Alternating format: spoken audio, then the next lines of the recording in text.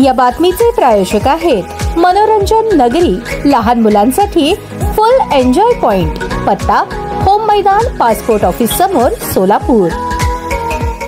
Police अधीक्षक सोलापूर ग्रामीण यांनी सोलापूर ग्रामीण जिल्ह्यात चोरून अवैधरित्या गावठी हातभट्टी दारू गाळणाऱ्या इसम व त्यांना मदत करणाऱ्या महिलांना अवैध गावठी दारूच्या व्यवसायापासून परावृत्त करून त्यांच्याकरता इतर व्यवसाय सुरू करण्याच्या अनुषंगाने काही उपाययोजना राबवून अवैध हातभट्टी दारू व्यवसायाकडे आकर्षित होऊ नये याकरता ऑपरेशन परिवर्तन मोहीम सुरू केली आहे। त्या मोहिमेअंतर्गत मौजे मोळेगाव तांडा तालुका दक्षिण सोलापूर येथे चोरून अवैधरित्या गावठी हातभट्टी दारू करण्याचा व्यवसाय करणाऱ्या पुरुषांना मदत करणाऱ्या महिलांना रोजगाराच्या संधी उपलब्ध करून दिल्या आहेत। मौजे मोळेगाव तांडा दक्षिण सोलापूर येथील ग्रामपंचायतीच्या बाजूस असलेल्या बहुउद्देशीय सभागृहाच्या ठिकाणी ऑपरेशन परिवर्तन हॉल उभारले आहे। सदर हॉलच्या ठिकाणी महिलांनी शिलाईचा व्यवसाय सुरू केला असून त्या हॉलच्या ठिकाणी महिलांनी गणपती मूर्ती बसवली आहे। 5 सप्टेंबर 2025 रोजी अतुल कुलकर्णी पोलीस अधीक्षक सोलापूर ग्रामीण यांनी मौजे मोळेगाव तांडा येथील ऑपरेशन परिवर्तन हॉलच्या ठिकाणी भेट देऊन येथील महिलांनी बसवलेल्या गणपतीची पूजा व आरती करून प्रकल्पाच्या अनुषंगाने महिलांच्या समस्या